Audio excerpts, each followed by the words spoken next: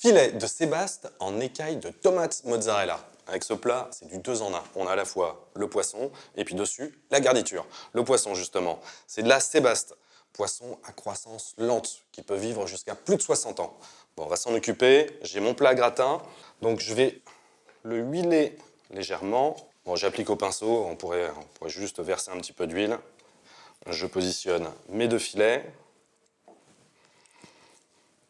Alors je vérifie quand même qu'il n'y ait aucune arête. Je sens rien sous les doigts, donc tout va bien. Je vais les saler légèrement.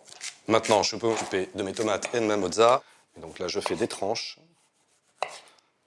Bon, essayez qu'elles soient le plus régulières possible, de façon à avoir une cuisson uniforme. Pour les tomates, c'est bon, donc on peut attaquer la mozzarella. Mozzarella di bufala.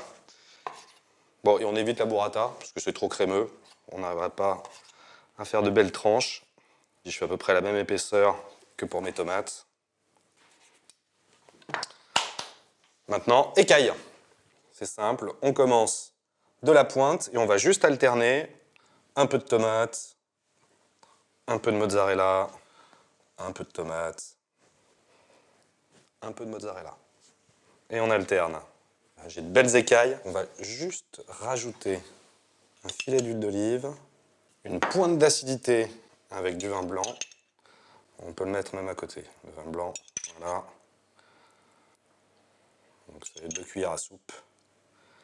Et maintenant, direction le four, mais en position grill. Et par contre, ça, on ne va pas le mettre tout en haut, on va plutôt le mettre dans la position moyenne, basse, et ça va être 10 petites minutes de cuisson. On regarde à l'œil. Dès que la mozzarella commence à être fondue, les tomates colorées, bah c'est bon. Allez, c'est parti. Ouh, chaud, chaud, chaud, chaud, chaud, chaud, chaud, très très chaud. On le voit, le fromage a fondu, la mozzarella est effectivement bien dorée, les tomates compotées et le poisson parfaitement cuit. Il ne me reste plus qu'à récupérer mon filet de dorade. Alors c'est très très chaud, on va essayer voilà, de ne pas le casser, de ne pas se brûler. Je vais le déposer sur mon assiette de présentation. On va lui rajouter un tout petit peu d'huile d'olive, du sel, du poivre. Et on finit par 2-3 petites feuilles de basilic, un petit peu de couleur et de saveur supplémentaire.